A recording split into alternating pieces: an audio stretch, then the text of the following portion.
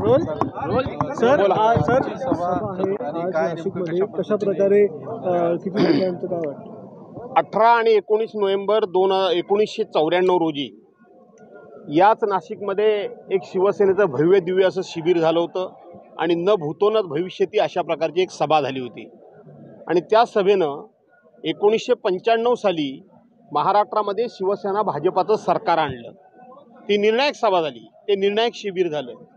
आज त्याच भाजपानं शिवसेनेच्या पाठीमध्ये खंजीर खुपसलेला आहे आणि शिवसेनेपासून दूर जाऊन त्यांचं जे स्वप्न आहे की शिवसेनेला सोडून म्हणजे उद्धव साहेबांना सोडून आमचं फक्त सरकार आणायचं आहे त्यांच्या पक्षाचं, त्यांचं स्वप्न आजचं हे शिवसेनेचं शिबिर आणि ही सभा धुळीस मिळवेल आणि उद्धव साहेबांच्या नेतृत्वाखाली महाविकास आघाडीचं सरकार स्थापन करणारी अशी ही सभा आणि हे अधिवेशन ठरेल.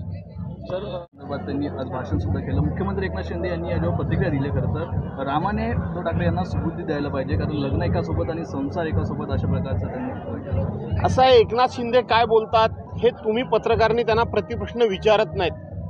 ज्या वेळेला तिकडे ते गेले होते त्यावेळेला त्यांनी अजित पवारांना दोष दिला, त्यांनी राष्ट्रवादीला दोष दिला, त्यांनी नवाब मलिकांना दोष दिला. आज एकनाथ शिंदे कोणाकोणाबरोबर आहेत? अजित पवारांबरोबर आहेत, नवाब मलिकांबरोबर आहेत. अजित पवारांनी ह्यांची हिंदुत्वाची भूमिका स्वीकारली का? नाही ना स्वीकारलेली. नवाब मलिकांना त्यांनी देशद्रोही ठरवलं.